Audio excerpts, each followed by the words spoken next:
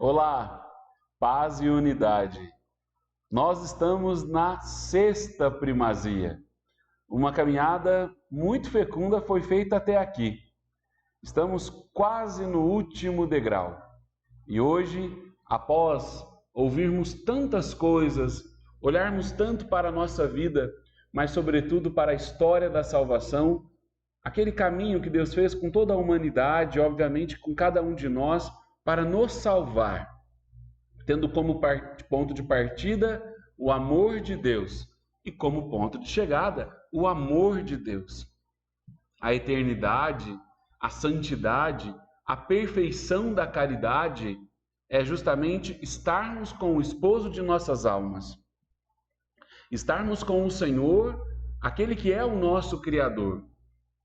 Quando nós ouvíamos na primazia da pobreza a desordem causada pelo pecado e, obviamente, aquela tentação contínua ainda que nos visita em nos colocar no lugar do Criador, em querer ser deuses das nossas vidas, nós nos deparamos com toda a fragilidade que nós, seres humanos, possuímos. Aquilo que o Catecismo da Igreja Católica nos diz, que esta plenitude, a felicidade verdadeira, nós só encontraremos em Deus. E o Catecismo diz isso justamente citando Santo Agostinho, que vai nos recordar que nós trazemos em cada um de nós, desde a criação, Deus nos criou como que desejosos dele, como um imã, e a nossa grande felicidade, a plenitude das nossas vidas e das nossas escolhas se darão nele. Partimos dele, caminhamos com ele e para ele retornaremos. É importante nós olharmos para isso, né? Deus como sentido, o princípio, o fim, o alfa, o ômega da nossa vida, da nossa história, e não cairmos na tentação de acharmos que a nossa felicidade é um fim nela mesma e neste mundo, neste tempo, que é tão efêmero, né? Tão fugaz. Então, que não possamos nos esquecer, como eu meditava hoje, nas palavras de Eclesiastes, capítulo 1. Vaidade das vaidades, tudo é vaidade. Mas Deus não, Deus permanece ontem, hoje e sempre. E é sobre Ele, sobre este Deus, sobre relacionar com Ele, me dirigir a Ele, tê-lo comigo ao longo de todo o meu dia, em um amor recíproco. O Senhor me ama, eu também o amo, e desejo que este relacionamento se torne contínuo. A isso nós damos o nome de oração. E é sobre isso que trata a sexta primazia, a primazia da oração. O que é rezar? O que é oração? Hoje em dia, numa sociedade tão preguiçosa, nós escutamos, e até mesmo, eu diria, superficial e secularizada, quantas vezes nós escutamos assim: o que adianta rezar 50 Ave Maria? Reza uma com fé, é muito melhor do que rezar 50 sem fé. Então, cada vez mais nós vamos tornando a oração um ato simplesmente de prazer. Estou com vontade, eu rezo. É melhor rezar com vontade do que rezar sem vontade.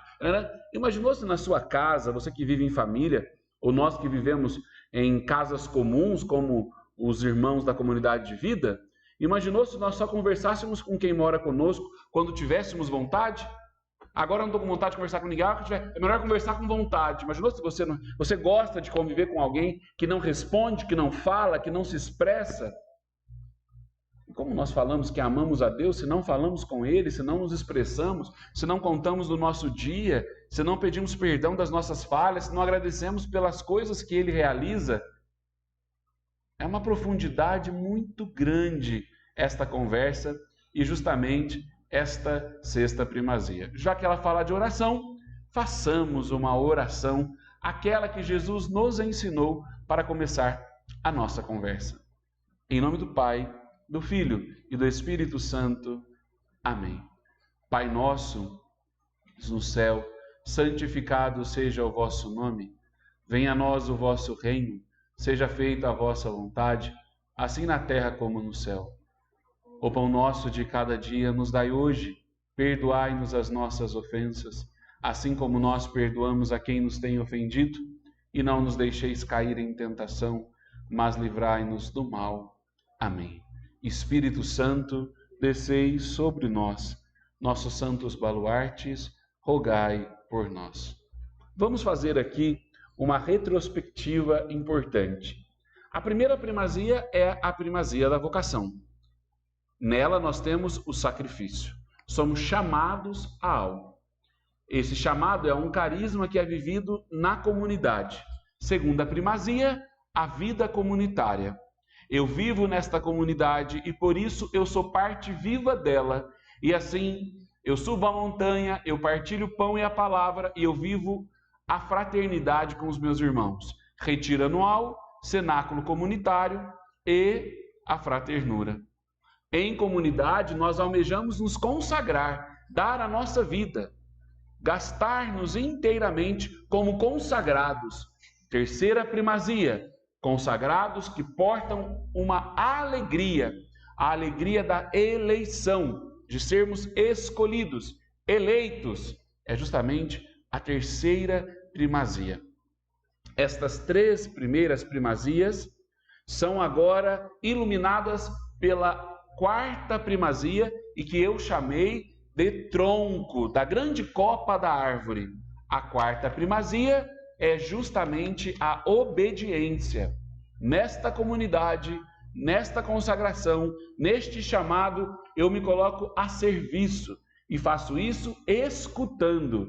Primazia da obediência, a escuta. Para escutar, eu preciso esvaziar-me de mim mesmo, me colocar como criatura, filho amado de Deus, mas não como um deusinho, não tomado pelo narcisismo da minha vontade, do que eu quero, do que eu acho, como eu faço, apegado a tudo, inclusive a minha imagem, né? Então eu entro na quinta primazia, a pobreza. Eu dou tudo, entre nós não há necessidade, porque nós partilhamos, porque nós não nos apegamos às coisas. Então, as 5 primeiras primazias agora são iluminadas. Tudo isso, o chamado, a vida comunitária, a minha consagração, a minha obediência e a minha pobreza, elas só se realizarão em plenitude se você, diariamente mantivermos um relacionamento de intimidade com quem nos chamou, que é Deus Pai, que nos criou, que nos elegeu, que nos chamou para que eu possa dar conta deste chamado comunitário, chamado a uma consagração, para que eu obedeça, para que eu viva a pobreza. Nós ouvimos muito na primazia da pobreza sobre justamente a conversão do coração. Eu não consigo viver a pobreza se eu não converter o meu coração. E logo, a conversão se dá por uma escuta, um relacionamento, uma intimidade com Deus. Então, muito propício que a sexta primazia seja a oração. Com a pobreza, nós poderíamos dizer, tinha que ser logo a primeira, a gente aprendendo a rezar, mas será? Será que nós realmente não sabemos rezar? Ou será que agora não se fala de uma oração mais profunda? E a primazia da oração, para nós, será os sacramentos. Aí já dá um nó na nossa cabeça. Ai, você católico que está aí acompanhando, você que já é um membro da obra, você que é um vocacionado que está acompanhando esta formação, você que é um voluntário, você que está vendo isso aleatoriamente, foi parar nas suas mãos. Uma perguntinha básica. Quais são os 7 sacramentos? Quantos deles você já recebeu? Quais serão? Aí mentalmente ou em voz alta, diga rapidamente, quais os 7 sacramentos? A primazia da oração poderia ser a adoração, a contemplação, também a escuta de Deus, os sacramentos. Uma comunidade que é tão adoradora, que tem toda uma espiritualidade eucarística e mariana. Espera aí, os sacramentos? Que graça de Deus é essa? O que Deus quer nos revelar? Saberemos já. Ainda mais você que acabou de ver aí que não se recorda dos 7 sacramentos. Já começou errado. Agora, veremos. um pouco mais sobre a oração. Mas uma coisa é preciso ressaltar.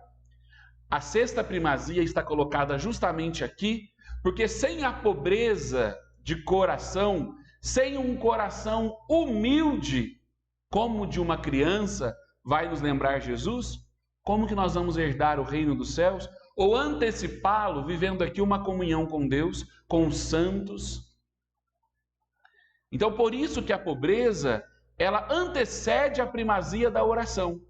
Porque para a oração, eu preciso estar no meu lugar. Aquela harmonia. Um soberbo não reza. Uma pessoa orgulhosa, ela não reza. E a pobreza, ela me tira da soberba. A obediência, ela me tira da soberba. Por isso que está aqui a sexta primazia. A oração é um ato de humildade e pobreza. Eu preciso de Deus, por isso que eu rezo, eu preciso dele.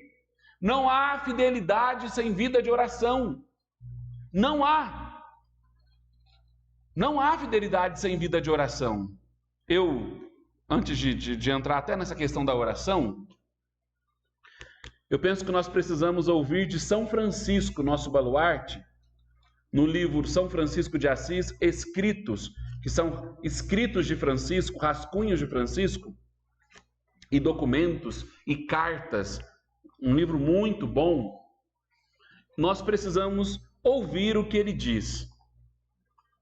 Na página 210, no capítulo 22, Carta aos Fiéis, ele diz assim: portanto, amemos a Deus e adoremo-lo com coração puro e mente pura. Olha a pobreza de coração. Lembra a bem-aventurança? A primeira bem-aventurança lá em Mateus, no Evangelho de São Mateus? Felizes os pobres de coração. E depois, ainda em outra bem-aventurança, felizes os puros de coração. Mas qual a primeira bem-aventurança? Os pobres. Quem não é pobre de coração não vai ser puro, não vai ser nada, nem feliz vai ser. E ele continua: ele mesmo, querendo isto, sobre todas as coisas disse: os verdadeiros adoradores adorarão o Pai em espírito e em verdade, pois todos que o adoram é preciso que o adorem no espírito da verdade.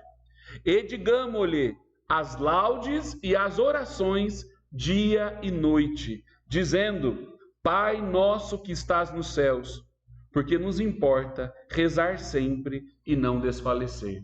Uau! Olha o finalzinho que São Francisco diz.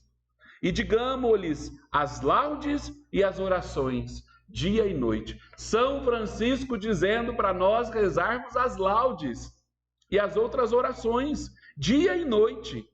E chamando ele de Pai que está nos céus, porque nos importa rezar sempre e não desfalecer. Quando não rezamos, estamos desfalecendo. Desfalecendo. São Francisco. Nem preciso dizer para Teresa de Calcutá. Uma vez uma irmã foi reclamar para ela: Madre, nós estamos trabalhando muito e de manhã nós estamos rezando 2 horas e não está dando tempo de cuidar dos órfãos, não está dando tempo de cuidar dos leprosos, e por causa da oração, tudo. A madre olhou bem para ela: você tem razão, filha. E como a Teresa era muito brava, ela disse assim: tenho, madre? Tem. É a oração. Ela: sim, madre, vamos precisar diminuir. A madre disse: não. Se nós rezávamos 2 horas, nós vamos rezar 4. Porque quem nos faz dar conta da nossa missão é Deus. Não é diminuir a oração para fazer oração. A ação vem depois da oração. Oração. Orar. Então, a madre ensinou ali: primeiro se reza. Se nós não estamos dando conta da nossa vida, da nossa família, do nosso trabalho, da nossa vocação, das coisas da comunidade, está faltando o lugar de Deus, está faltando intimidade com Deus. É a oração que põe as coisas no devido lugar. Na oração mostramos para Deus o que é prioridade, se é Ele ou se são as coisas. ou eu mesmo, ou o meu capricho. E precisamos de fato entender o que seria a oração. São muitas concepções belas, profundas, mas fazendo uso do livro Orações de Todos os Tempos, do professor Felipe Aquino, Orações de Todos os Tempos, eu gostaria de começar dizendo para você, ou continuar dizendo, que a oração é para a alma como o ar é para o corpo. A oração é para a alma como o ar é para o corpo. Se falta o ar para o corpo, o que acontece? Responda em voz alta. O que acontece? Quando o corpo não respira, o ser humano... Não ouvi. O ser humano... Fala mais forte. O ser humano morre. Então, se na alma não tem oração, se eu não rezo, o que acontece com a minha alma? E obviamente com o meu corpo, com a minha vida, com a minha vocação? Eu morro. Sem oração a nossa vocação morre. A nossa vida comunitária é insuportável. A nossa missão é desgastante. E por si só, nesse desgaste, sem a oração, ela se torna um fardo esmagador. Gente, é o segredo de tudo. O segredo de tudo é a oração. A oração é para a alma como o ar é para o corpo. Os grandes homens e as grandes mulheres de Deus nos legaram, através das suas vidas, dos seus testemunhos, um riquíssimo tesouro de fé. Quantas espiritualidades, quantos exercícios espirituais, quantos meios pedagógicos para se rezar, quantos santos nos ensinaram isso para mostrar que é justamente a oração. Sem a oração é impossível caminhar na fé e fazer a vontade de Deus. Ela é a nossa força, é a oração que é a nossa força. Por ela que os santos chegaram à santidade. E sem ela, ninguém poderá experimentar a glória e o poder de Deus. É uma das ordens de Jesus. Pega a sua Bíblia. Pega a sua Bíblia em Lucas capítulo 15, versículo 5. Rapidinho. Evangelho de São Lucas, capítulo 15. Já achei. Tem que ser rápido igual o irmão. Não está nada marcado não. 15, 5.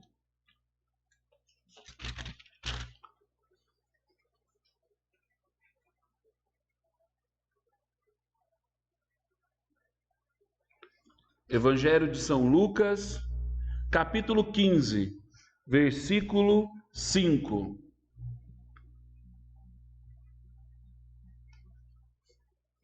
Achou aí?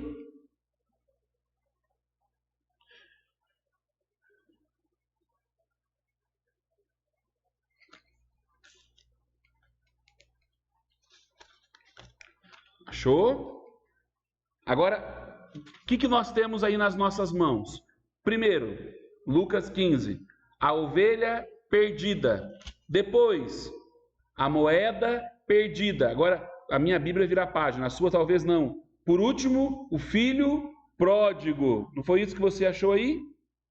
Não foi? Logo, nós temos as 3 parábolas da misericórdia. Diz que, aqui, eu vos digo que da mesma forma, versículo 7, haverá no céu mais festa por um pecador que se arrepende do que por 99 justos que não precisam arrepender-se. Ah, mas que coisa! Depois, fala de uma mulher que fez festa porque achou uma moeda perdida. Alegrai-vos comigo porque encontrei a dracma perdida. Ai, que coisa! Depois, fala de um pai misericordioso que fez festa porque o filho que aprontou voltou. Primeira coisa que nós aprendemos, quando nós rezamos, é um voltar para Deus daquela condição que nós estávamos, e a festa no céu, quando nós voltamos para Deus. As 3 parábolas da misericórdia contidas somente em Lucas, mostram justamente que o nosso momento de oração é um momento de festa. Que quando nós rezamos é festa no céu, é um voltar-se para Deus. E às vezes, já não rezei hoje, já não estou rezando mesmo, e aí vamos acomodando e vamos parando e não vamos vivendo. Não, é festa. Quando você entra numa capela é festa. Quando você chega na missa é festa, como se tivesse encontrado a ovelha que estava perdida, a moeda perdida, o filho que tinha aprontado, mas agora arrumou o tempo para Deus. É sempre uma festa. E ainda tem aquela outra ordem de Jesus: orar sem cessar, sem jamais deixar de fazê-lo. Orar sem cessar. Jesus fala isso, rezem sem cessar. Depois, São Paulo vai dizer justamente na primeira carta aos Tessalonicenses. Vamos achar? Rapidinho, pega aí. Tessalonicenses, uma das cartas da prisão. Tem Tessalonicenses 1 e tem Tessalonicenses 2.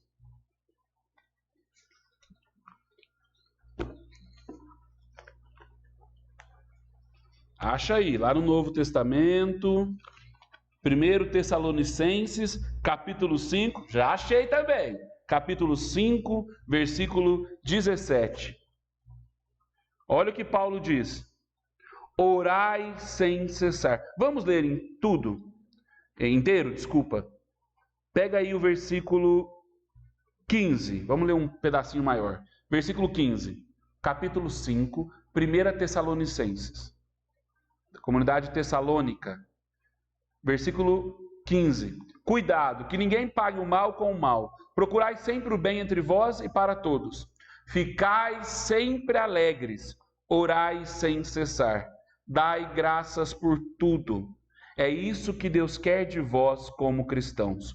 Opa! O que Deus quer de mim como cristão? O que Deus quer de mim como católico? O que Deus espera de mim? Paulo acabou de dizer. Sabe o que Deus quer de você? Fique sempre alegre. Em tudo agradeça. E orai sem cessar. Está na palavra. Você não gosta da palavra? Não gosta de dizer o que está na Bíblia? Está aqui. Orar sem cessar. Mas nós não recebemos uma educação de oração. Nós não recebemos, muitos de nós, né? Nem todos, uma educação desde criança que nos ajudava a rezar, a ler a palavra de Deus, a aprofundar a palavra de Deus. Talvez na tua vida você nunca rezou como reza agora, você nunca ouviu falar de Deus como você escuta agora. Ninguém pode servir a Deus sem muita oração. Mas por quê? Pela simples razão do que Ele é Deus. E somente Ele, que realiza todas as coisas, pode fazer de nós seus instrumentos. Se recorde, Maria Teresa de Calcutá sabia muito bem disso. É por isso que ela vai dizer para as irmãs: não, então nós vamos rezar mais, porque nós somos um lápis. Isso não é Deus apontar, isso não é Deus dar o grafite, nós não fazemos nada. Somos só uma carcaça que tenta fazer alguma coisa. É Deus que põe o grafite no meio, é Deus que nos faz escrever, é Deus que nos faz ir além. É a oração, como o ar é para o corpo, é a oração para a alma. Quanto mais comungamos com Ele na oração, quanto mais eu estou em comunhão com Deus, mais nos tornamos um instrumento útil nas mãos dEle. Eu vou dizer aqui uma coisa muito dolorida. Eu entrei na comunidade, sou membro já, eu não rezo não, eu tento, dar trabalho, nossa, quando eu rezo, eu não rezo, às vezes eu rezo as completas, às vezes eu não rezo as laudas, às vezes eu faço a meditação do evangelho, às vezes é corrido, eu vou lá, aí Deus está me usando, tanta coisa acontece isso. Olha o que está dizendo aqui. Pela oração nós somos um instrumento útil. Às vezes você pode até estar sendo um instrumento, mas inútil. Logo você vai perceber a tua inutilidade. Logo você vai entrar, além do ativismo, num vazio interior, num esfriamento da fé, de nenhum desânimo de caminhar, um desânimo de ser comunidade, não vai conseguir obedecer, vai voltar ao apego dos bens. Logo, a tua sexualidade, a tua afetividade vai estar totalmente desordenada, você vai estar afundado nos prazeres carnais, que você quer alimentar o corpo, você quer preencher a alma, você quer colocar alguma coisa dentro. Será que você não está sendo um instrumento inútil. É Deus que nos faz ser. É Deus. É uma grande ilusão querermos fazer algo para Deus, por Deus e para Deus, sem antes rezarmos muito. Esta é a maior tentação que sofremos: rezar pouco, não rezar ou rezar mal. Vamos repetir isso? Qual a maior tentação que nós sofremos hoje em dia? Rezar pouco, ou não rezar, ou rezar mal. Jesus é muito claro sobre tudo isso. Pega a sua Bíblia. Evangelho de João. Que bom que você está pegando a sua Bíblia, hein? Olha aí. Está vivendo uma Alexo divina, vendo as primazias? João, capítulo 15, versículo 5. De novo, hein? Capítulo 15, versículo 5. Tanto de Lucas quanto de João. Sem mim, vamos lá. Capítulo 15, versículo 5. Eu sou a videira, vós os ramos. Quem permanece em mim e eu nele dá muito fruto, pois sem mim nada podeis fazer. Ulalá! Eu sou a videira, vocês são o ramo. Sem mim vocês não podem fazer nada. Sem a oração nós não fazemos nada. Nada. Jesus falou aqui, João 15, 5. Não rezamos porque somos bons, nós somos aquele filho pródigo, nós somos aquela moeda perdida, nós somos aquela ovelha teimosa, mas quando voltamos para Deus, para a oração, para a vida de oração, é uma festa, o céu está em festa, é uma vitória, cada vez que nós vamos rezar é uma vitória. Você tem vivido uma vitória ou uma derrota na sua vida espiritual? A oração pode mudar todas as coisas, escutar a Deus, porque o nosso Deus é o Deus das coisas impossíveis. Não foi o que São Gabriel falou para Nossa Senhora? Não é isso que São Gabriel disse lá em Lucas, capítulo 1, versículo 37? Pois para Deus nada é impossível. Não foi isso que ele disse? Pela oração nós descobrimos isso. Nada é impossível para Deus. Ou ainda lá no Evangelho de Marcos, capítulo 9, versículo 23, quando Jesus diz: tudo é possível ao que crê. É como se ele dissesse: tudo é possível ao que reza. E como esquecer aquela passagem do Evangelho de São Lucas, capítulo 11, versículo 9. Pedi e vos será dado. A oração de petição. Pedi e vos será dado. Claro, não será dado se for para o nosso bem, para o bem da humanidade, para a nossa salvação. Tem cada coisa que a gente pede para Deus. Eu acho que Deus olha para nós e fala assim: não é possível que está pedindo aquilo. Eu devia deixar para quebrar a cara. Mas Deus é bom, é Pai. E não nos dá aquilo que não nos faria santos.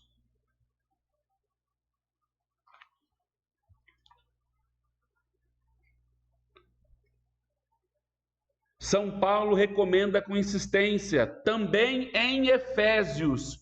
Ouvimos agora há pouco em 1 Tessalonicenses, mas também na carta aos Efésios, capítulo 6, versículo 18, falando da armadura do cristão, ele vai dizer: orai em todo tempo. Depois em Colossenses, capítulo 4, versículo 2, perseverai na oração. Tudo São Paulo. Agora, deixa eu te contar uma coisa. Colossenses, Tessalonicenses, Efésios, todas estas cartas, mais a carta de Filemão, São Paulo estava preso. Ele estava preso, ele estava num cárcere, são chamadas cartas da prisão. O que significa isso? Mesmo preso,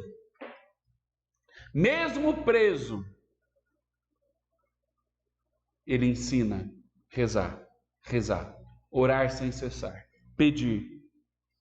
São Pedro também nos adverte: lançai em Deus todas as vossas preocupações, porque Ele tem cuidado de vós.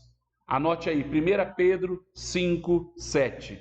1 Pedro, primeira carta de São Pedro, capítulo 5, versículo 7. Lançai em Deus todas as vossas preocupações, porque Ele tem cuidado de vós.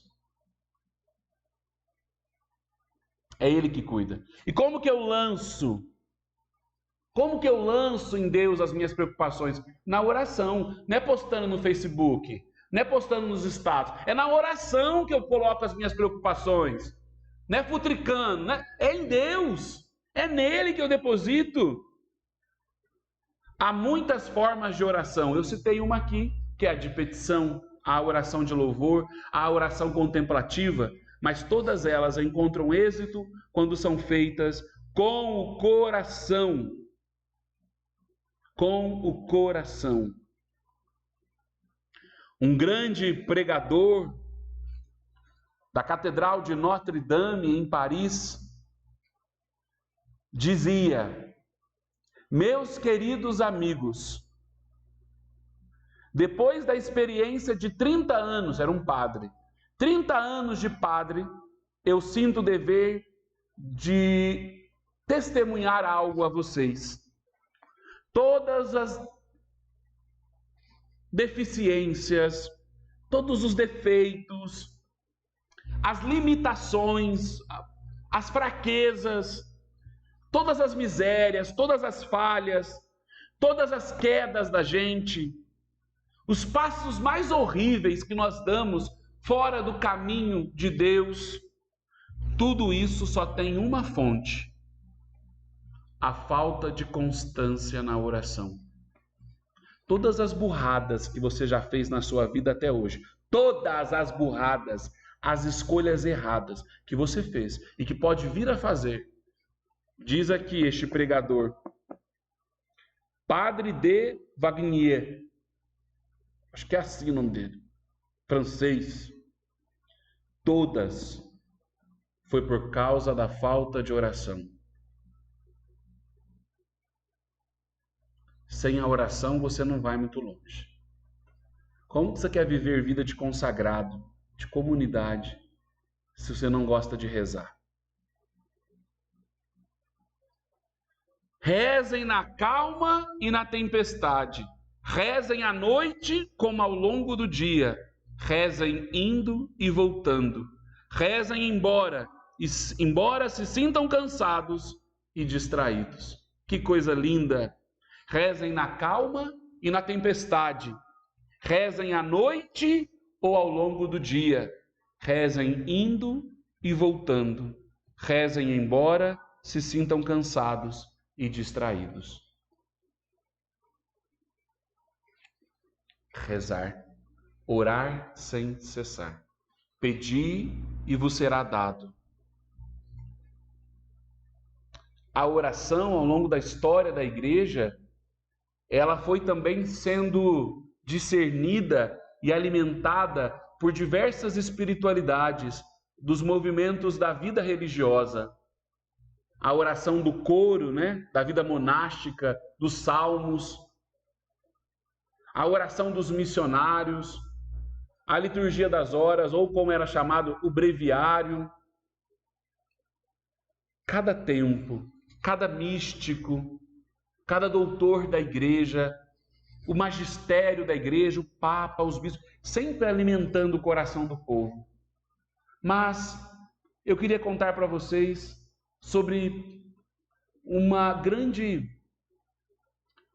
transformação que foi o Concílio Vaticano II na vida orante da igreja, sobretudo litúrgica.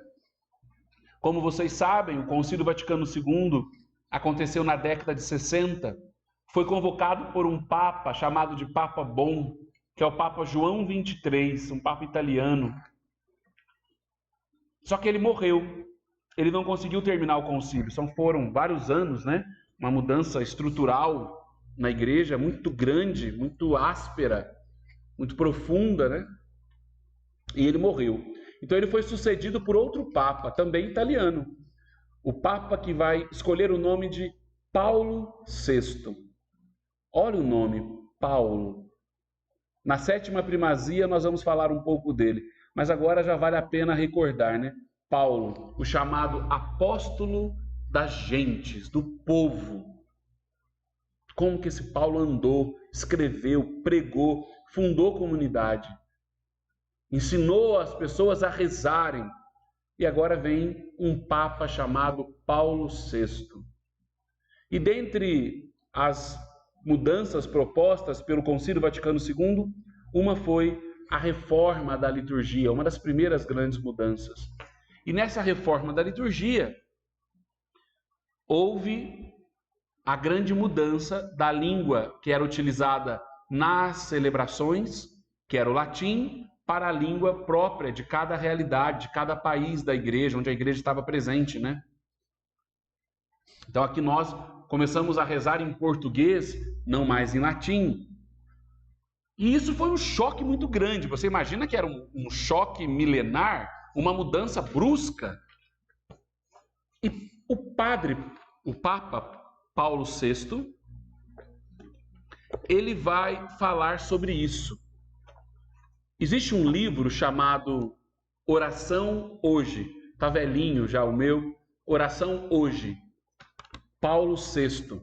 Esse livro é um compêndio. Ele reúne, assim, várias catequeses do Papa Paulo VI durante, pós o concílio, durante essas mudanças. E ele vai falando sobre isso. E é muito interessante isso. Tem uma hora, você vai entender onde eu quero chegar. Tem uma hora que ele diz assim: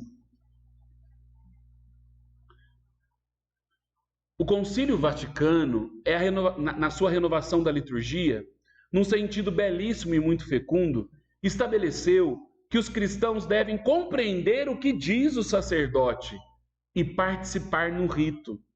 Não serem simples assistentes ao divino sacrifício, mas almas vivas, o povo de Deus que responde e constitui a comunidade unitária em torno do celebrante. Opa!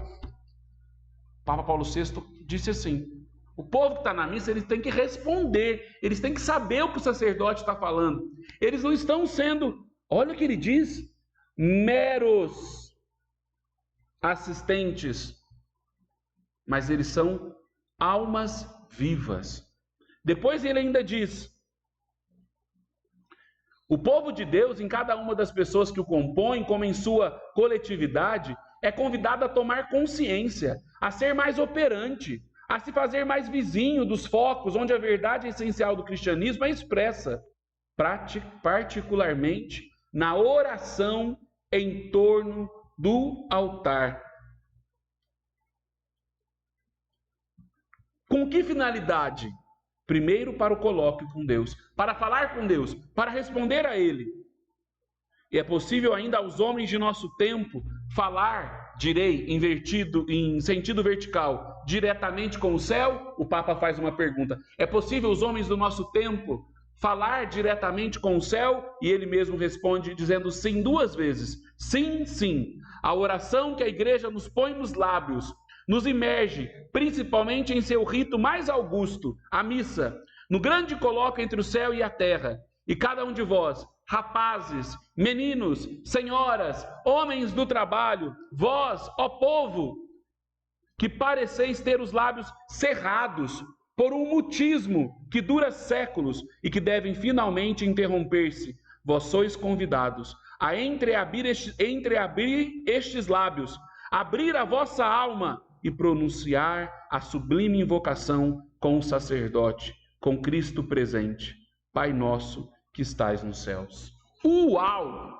Olha o que o Papa Paulo VI diz. Vocês que estavam com a boca cerrada, vocês que estavam meio que mudos em tantos séculos, não sabendo nem o que respondiam na Sagrada Liturgia, não sabendo nem o que rezavam, agora é hora de abrir a boca, de abrir os lábios, abrir a vossa alma e invocar o Pai, o chamando de Pai nosso que estais no céu. Meu Pai.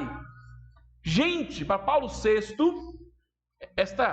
este novo proposto à igreja pós-conciliar é um tempo em que nós somos chamados a falar com Deus, através da liturgia, das nossas respostas, como almas vivas.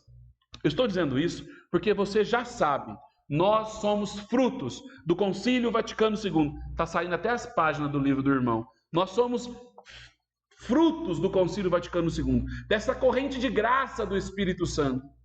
Isso que o Papa Paulo VI, hoje inclusive já elevado aos altares da igreja, diz, serve para nós. O nosso tempo é um tempo de oração, de fala, de reverenciar, de olhar para Ele, de chegar até Deus, de nos apresentar a Deus.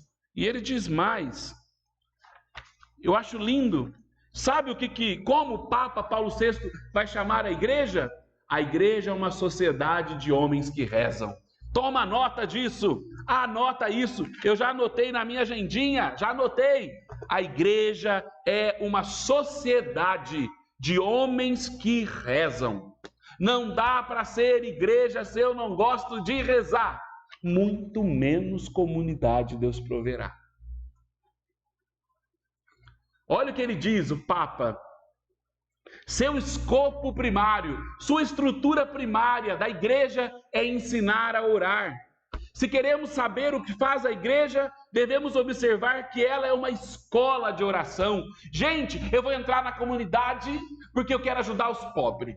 Eu vou entrar na comunidade porque eu quero ajudar as crianças. Eu vou entrar na comunidade porque eu gosto dos irmãos. Eu vou entrar na comunidade porque o irmão Rodrigo... Ai, o irmão Rodrigo. Eu vou entrar na comunidade porque... Você vai entrar na comunidade porque ela é uma escola de oração. Porque você quer aprender a rezar. Porque você quer aprender a ter intimidade com Deus. Senão, casca fora. O Papa está dizendo, o primário da igreja, o coração da igreja é ensinar a orar. Nossa comunidade também precisa ser uma escola de oração e não uma escola de fazeção de coisa, de ativismo.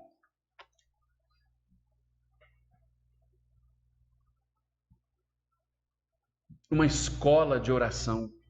Oxalá que as casas também assim o fossem, que os lares também fossem para os filhos uma escola de oração.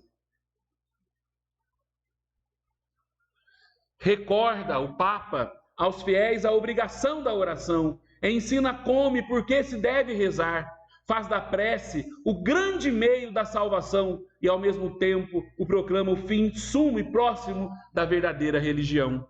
A igreja faz da oração a expressão elementar e sublime da fé. Crer e orar se fundem no mesmo ato. Quem crê, reza, e quem reza o faz porque crê. E faz dela a expressão simultânea de esperança. A igreja celebra, recorda do ensinamento de Jesus, que nos diz continuamente, é preciso rezar, pedi e recebereis. Igual aquelas pessoas que dizem, né? Eu não preciso pedir nada não, eu só agradeço. Olha que vazio. Olha como não entende nada. E finalmente, a igreja proclama a identidade da oração com a caridade. E aí o Papa ainda diz, orar é amar. Por isso que Santa Teresinha vai dizer assim, quando eu penso em alguém que eu amo, eu estou rezando por esta pessoa. E quando eu rezo por ela, eu estou amando esta pessoa. Olha o que o Papa Paulo VI diz, orar é amar. Que você poderia me dizer, mas e a caridade? Gente, se eu estou em oração, é óbvio que eu sairei em missão. É óbvio que eu vou amar o outro. A oração, ela desemboca numa missão corajosa, cheia de parresia do Espírito Santo, um instrumento útil, que Deus usa poderosamente para a conversão dos outros, para a salvação das famílias, para viver e promover a unidade. O que importa agora é notar, se queremos conhecer a missão da igreja, é a importância essencial e suprema que essa atribui à oração, seja como atividade pessoal, a jorrar do íntimo do coração, seja como culto divino, no qual se funde a voz da comunidade cristã. Contemplação e liturgia são dois momentos indispensáveis e complementares da expressão religiosa da igreja, atravessada pelo sopro do Espírito Santo. Que coisa mais linda! Você já ouviu falar do Papa Paulo VI? Muitos dizem, né? O Papa João Paulo II, que celebramos recentemente, esta semana, né? Ontem, não foi ontem, Papa João Paulo II? Não é? Hoje é dia 23 de outubro. Você que está assistindo esta formação, não sei que dia, que hora, que local, mas ela foi gravada logo depois do dia de João Paulo II, do Papa João Paulo II.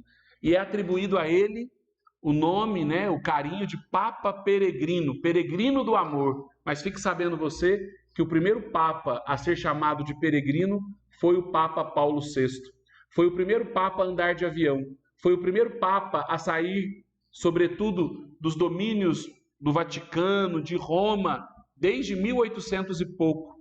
Ele visitou todos os continentes. O primeiro Papa a visitar todos os continentes. Levou 2 facadas, mas sofreu muito o Papa Paulo VI. Poucos sabem sobre ele, talvez você nunca tinha ouvido falar. Chamado de Papa Peregrino. Governou a igreja, se não falha a minha memória, por 15 anos. Por 15 anos. Falecendo em agosto. Se eu não me engano, agosto. É eleito, então, depois dele, o Papa João Paulo I. Esse Papa João Paulo I escolheu este nome composto para mostrar que estava dando continuidade ao Concílio Vaticano II. O primeiro Papa que convocou o concílio, Papa João XXIII, o Papa que terminou o concílio, Papa Paulo VI. Papa Paulo VI morre, o que assume, coloca o nome, Papa João Paulo I. João Paulo. Só que ele vai ter 1 mês de pontificado, ele vai morrer em setembro. É quando o Papa João Paulo II vai assumir o pontificado. Se eu não me engano, se não me falha a memória, foi 1978. Se não foi 77 ou 79, mas eu acho que é 78. E aí, o que Papa João Paulo II faz? Assume o nome, João Paulo II. Todos nós praticamente nascemos neste tempo da igreja. O tempo dos papas Paulo, João, Bento e Francisco. E todos eles nos colocam o primado da oração. Tem mais coisa maravilhosa aqui. Vejamos. Entre os problemas mais urgentes do nosso tempo, e o Papa Paulo VI já falava isso há quase 50 anos atrás, está justamente a crise da oração. Há uma crise de oração. As pessoas não têm paciência na missa. Agora é um tal de procurar a missa curta. É um tal de, vamos lá que a missa é mais rápida. E o terço, tem que rezar o terço inteiro. Agora para que rezar terço mariano? Vamos rezar o terço bizantino. Jesus, Jesus, Jesus, Jesus. Acabou o terço? Não está errado. É uma bênção de Deus. Mas já percebeu como as pessoas não têm mais paciência de rezar o terço mariano? O rosário, então?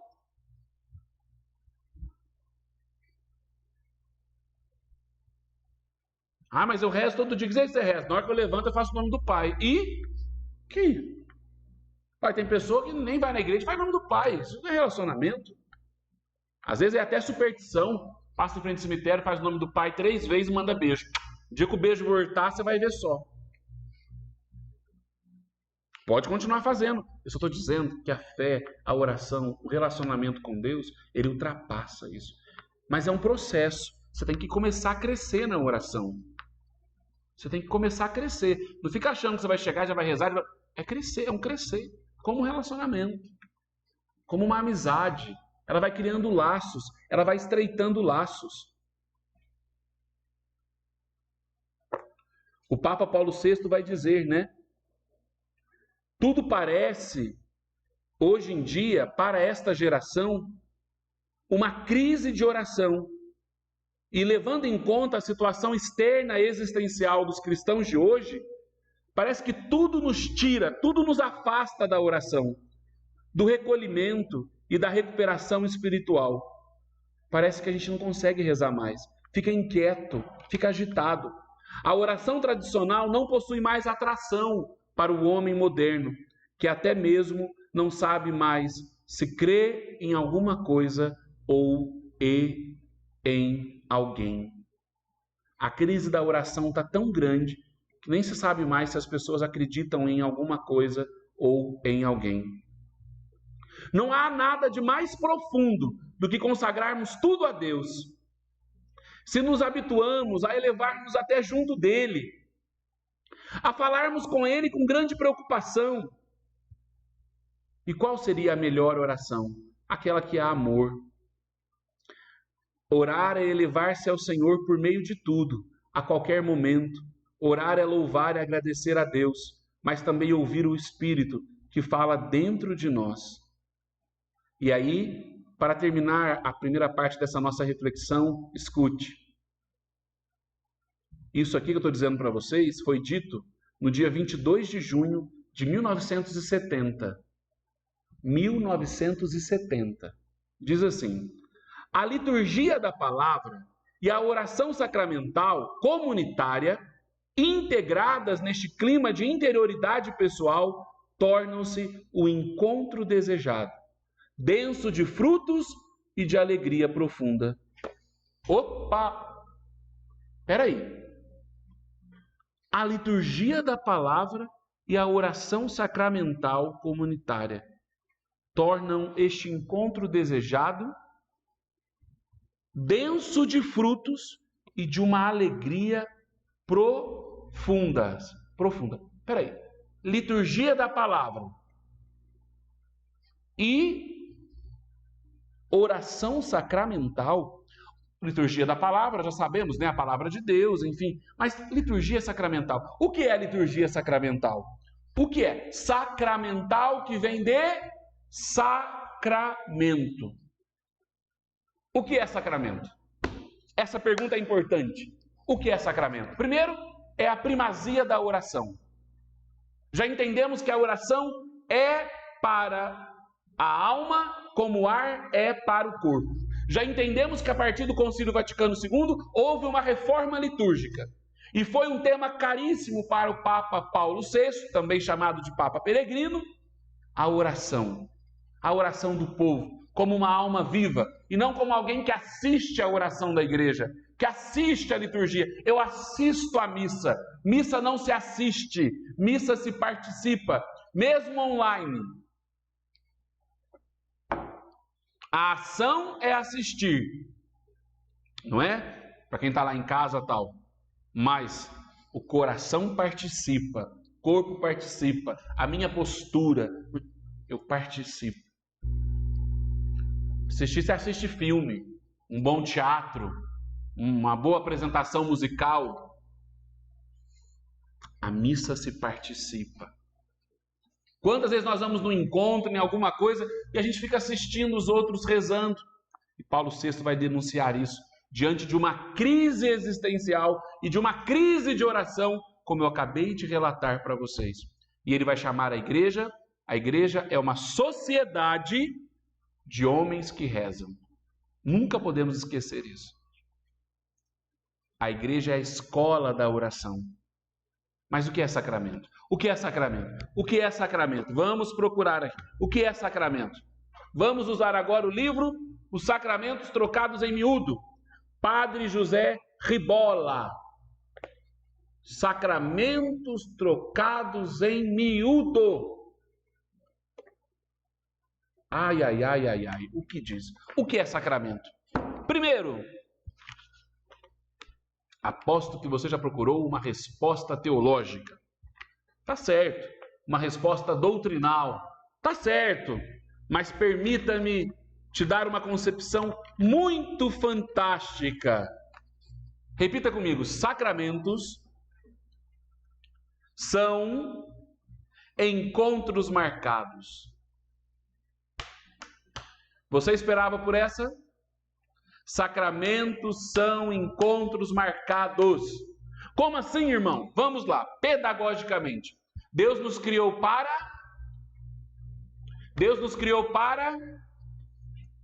a santidade, certo?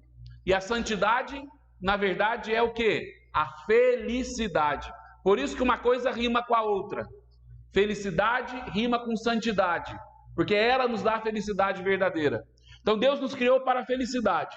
E para que nós pudéssemos sermos felizes, Ele criou um plano. E Ele planejou a nossa felicidade com linhas e detalhes. Tudo certinho. Basta lembrar do Gênesis. Mas tem um problema.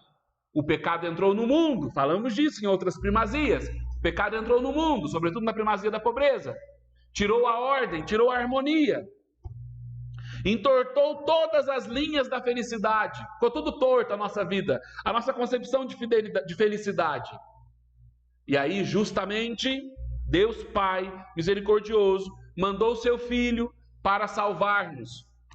E Jesus nos salvou, amando até a morte de cruz, ressuscitou, venceu a morte e nos salvou.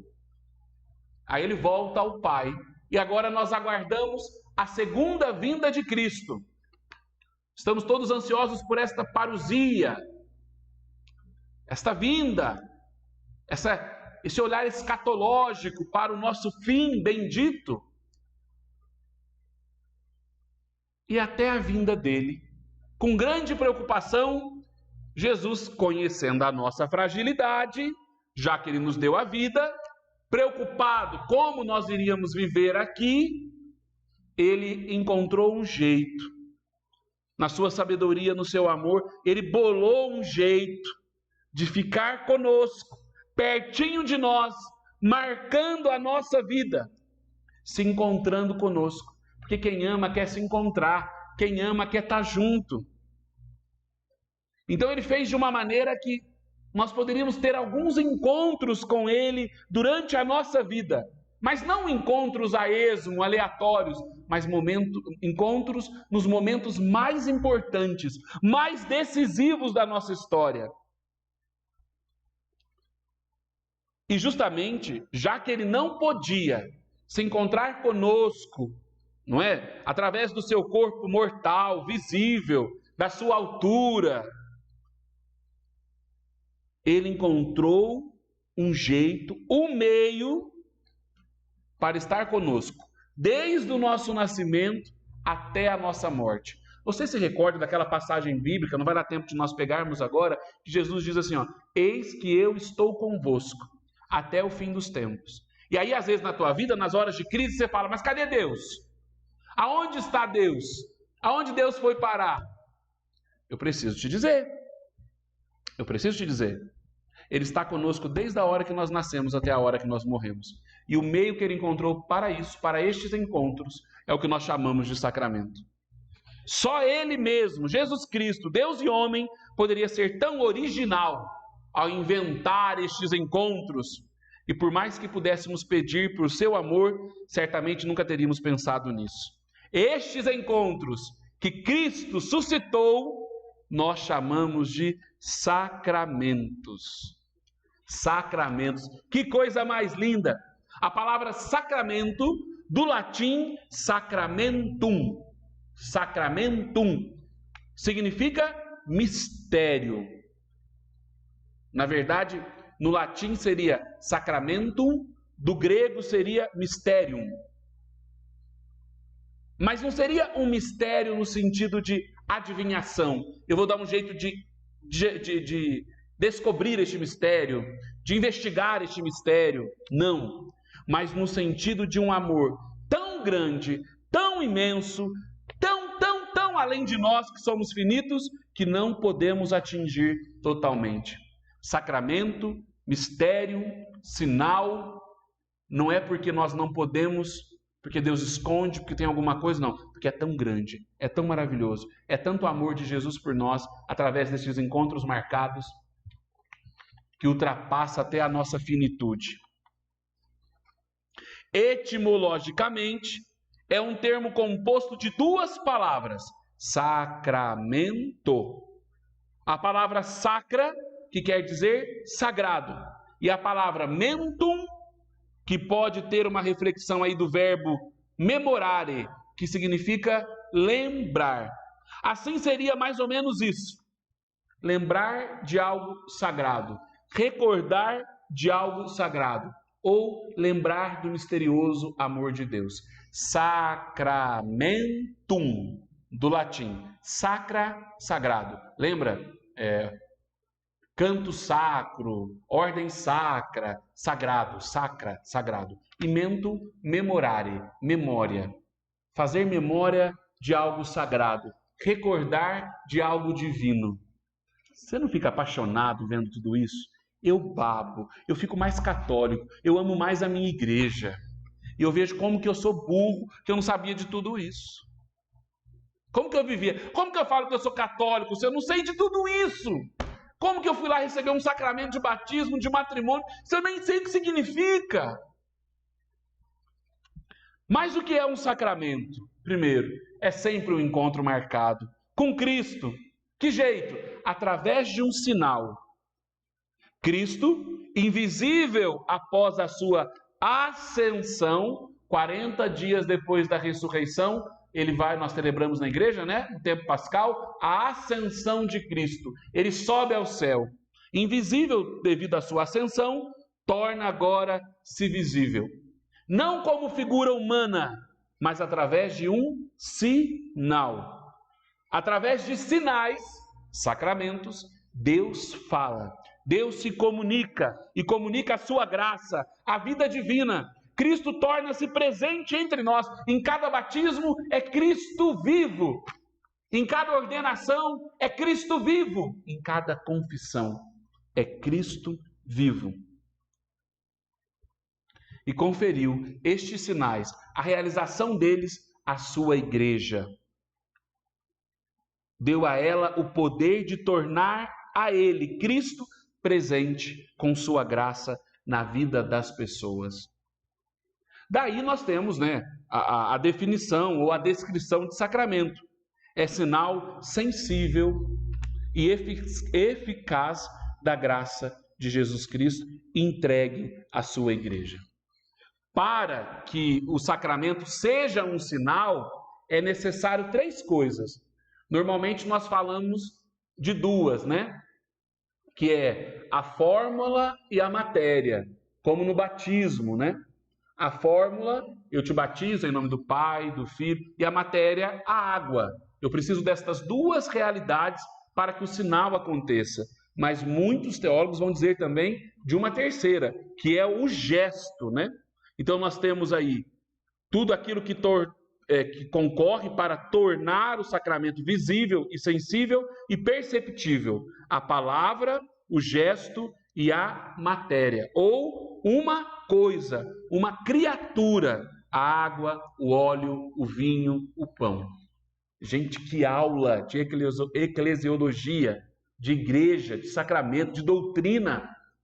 Então, para que o sacramento seja sinal, para que eu possa fazer a memória, para que a graça de Deus fique visível, fique sensível e perceptível, eu preciso da palavra, do gesto e da matéria, da coisa.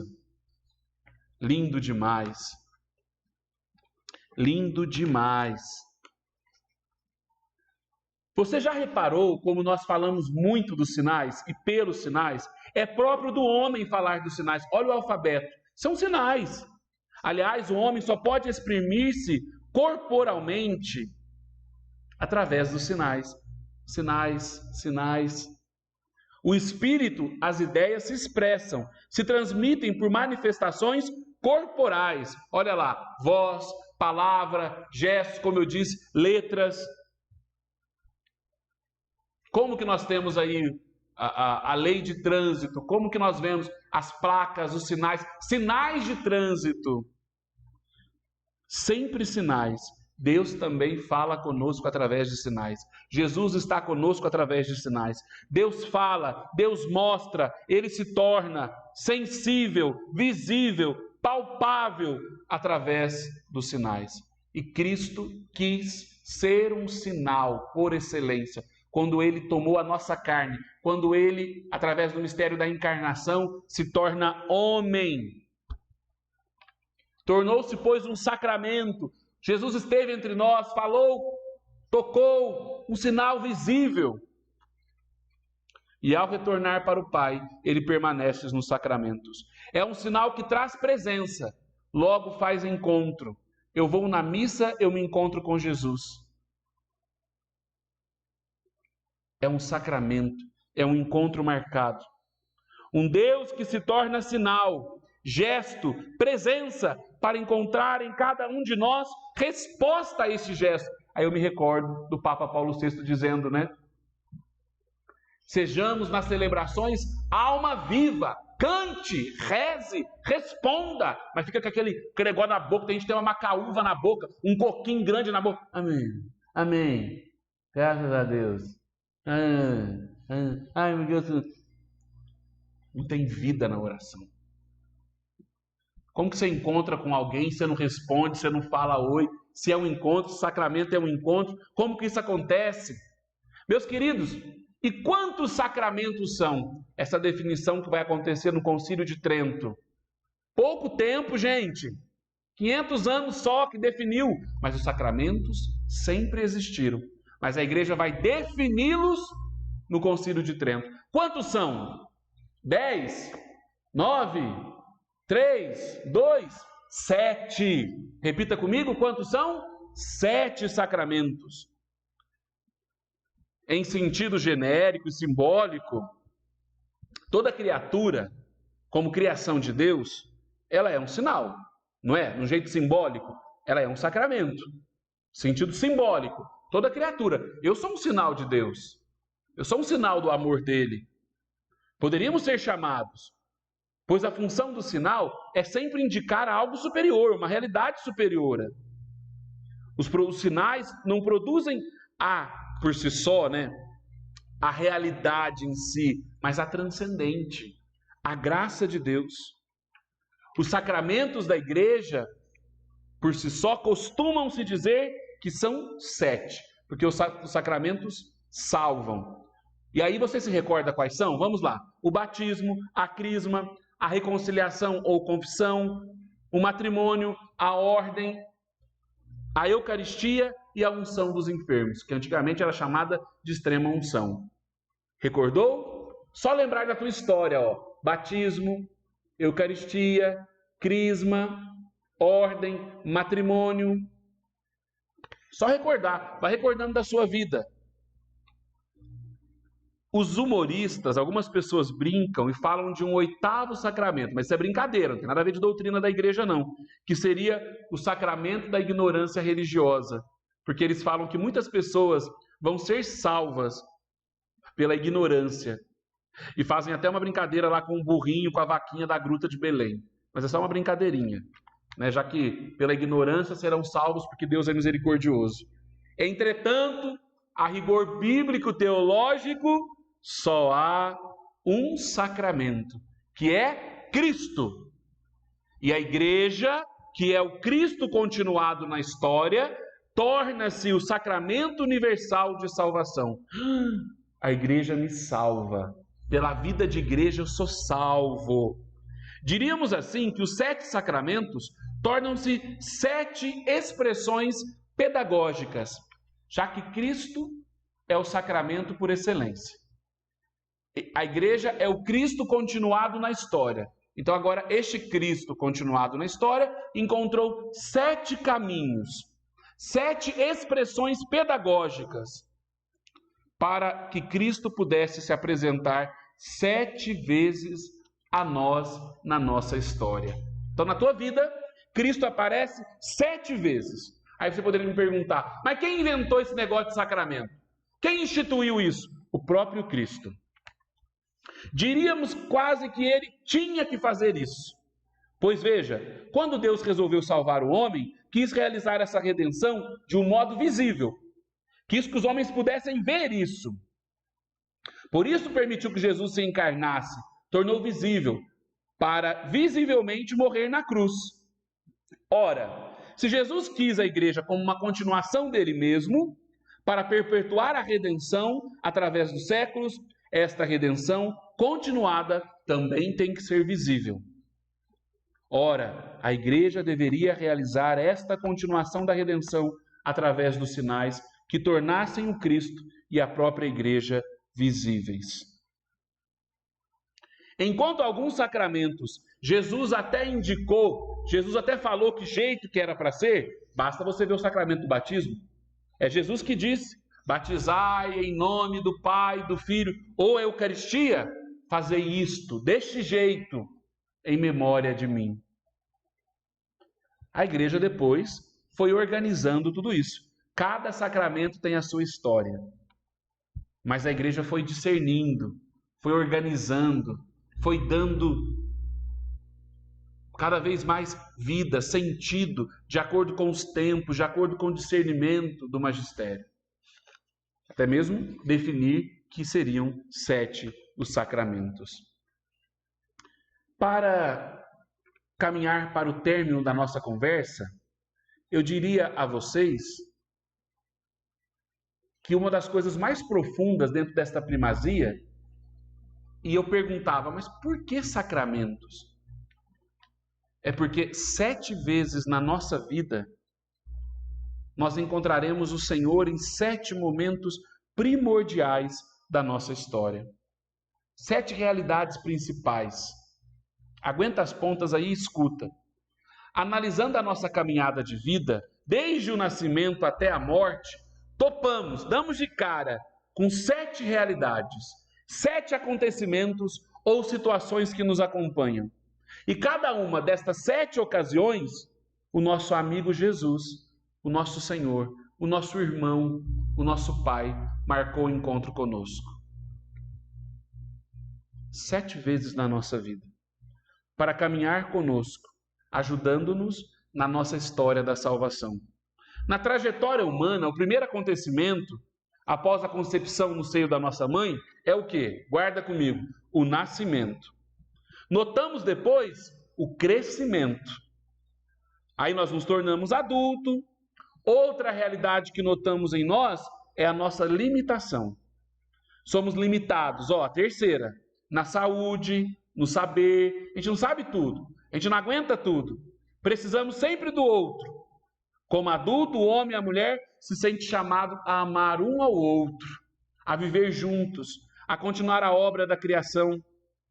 Aí, no quarto acontecimento, normalmente, que vai estar na vida adulta, a realização de uma vocação mais específica, como, por exemplo, a pertencer a uma comunidade, a dar-se inteiro por ela e não no matrimônio.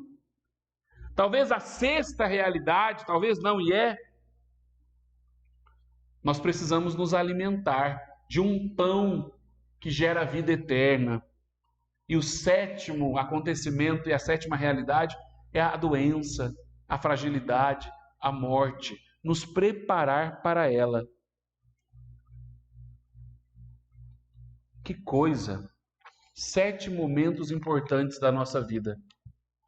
E Jesus quis permanecer conosco visivelmente, sensivelmente, nestes 7 acontecimentos. E agora você vai se surpreender. Preste atenção. No primeiro acontecimento da vida do homem, no seu nascimento, Jesus vem tornar visível e real nosso nascimento como filhos de Deus. Como? Batismo. Pelo batismo. Para estar presente a nossa segunda realidade do homem, no seu crescimento, Jesus apresenta a crisma. Ele confirma o Espírito Santo em nós e nos envia. Quando o homem está adulto, na sua limitação, ele cai pelo pecado. Ele percebe que peca, que erra, e para levantá-lo, o sacramento da reconciliação, da confissão. Adulto, o homem e a mulher resolvem construir juntos uma vida a dois, o matrimônio, com todos os seus compromissos de amor e família. Aí se apresenta Cristo, unido a ele também a igreja esposa. E o homem, ser social, vivendo em comunidade, assumindo a igreja como esposa e como família, resolve dedicar-se totalmente a ela. Sacramento da ordem, diácono, sacerdote e bispo. Mas o homem precisa de um alimento. Tem aquela canção bonita, né? Levanta-te, levanta-te, come, levanta-te, come, que o caminho é longo, caminho longo. A vida é longa. Precisamos de um alimento, o sacramento da Eucaristia. E por fim, nesta vida, na hora dura da doença, nas despedidas, Jesus vem com o último gesto amigo, convidando-nos a fazer a viagem de volta à casa do Pai. É o sacramento do conforto, da serenidade cristã. a unção dos enfermos. Escuta, não é a coisa mais linda esses 7 sacramentos? Jesus nos amando, querendo ficar conosco, que Ele prometeu, Ele escolheu os 7 principais momentos da nossa vida para estar, desde o nosso nascimento até a morte. E os sacramentos existem na Igreja Católica. São católicos. Meu Jesus, obrigado pela nossa igreja e obrigado por ter ficado conosco. Coincidentemente ou não, eu prefiro acreditar que é providência de Deus. Os 7 sacramentos, que é a oração da igreja, a vida litúrgica, a vida comunitária. Então, a primazia da oração, a oração para o membro Deus proverá, é a vida de igreja, é ser comunidade. Mas dentro disso, providência ou não, a oração do Pai Nosso tem 7 pedidos, que é a oração que Jesus nos ensinou, que por excelência é rezada nos sacramentos. Perceba, em todos os sacramentos é rezada a oração do Pai Nosso. Acredita nisso? Em todos os sacramentos. 7 pedidos. E a oração da comunidade, Deus proverá aquela: Senhor, dai-nos a graça de chegarmos em todos os calvários, também contém 7 pedidos. 7 pedidos. Como se fosse para nos acompanhar nos 7 momentos da nossa vida. Esta primazia é belíssima, a igreja é belíssima, ser comunidade é ser igreja é ser comunidade, é unido. Quando eu rezo, eu estou unido a Deus. Como que eu vou faltar da missa? Como que eu perco a missa? Por isso que eu desejo comungar diariamente. Como que eu não falo com Deus pela manhã? Por isso que eu rezo as laudes. Como que eu não escuto o evangelho, que é a palavra de vida? Por isso que eu faço a meditação. Por isso que na hora do almoço rezamos a São José, rezamos a Divina Providência. Por isso que no entardecer rezamos as vésperas. Por isso que terminamos o nosso dia com as completas e dizemos obrigado, Senhor, pelo meu dia e perdão pelas minhas falhas. Eu quero dizer boa noite para Jesus. Por isso que nós cuidamos da nossa vida eclesial, meu batismo, quem é a minha madrinha. Por isso que um pai e uma mãe pensa muito bem no padrinho e na madrinha que vai dar para os filhos. Por isso que o matrimônio é coisa séria. Eu me preparo bem no namoro, no noivado, eu não caso de qualquer jeito. O meu namoro não tem vida conjugal. No meu namoro a gente não vive como marido e mulher. Não tem sexo antes do casamento, porque tem um sacramento. É Jesus em meio, o namoro não é casamento. Não é moralismo. É felicidade verdadeira. É não passar o carro na frente dos bois. É por isso que eu confesso. Porque eu sou fraco, porque eu sou pobre de coração. E eu preciso do perdão de Deus. Não é porque o padre é santo, mas é porque no sacramento é sinal visível de Jesus, não do padre. O padre faz as vezes de Cristo, in persona Christi. Mas é a Cristo que eu recorro o perdão dos meus pecados.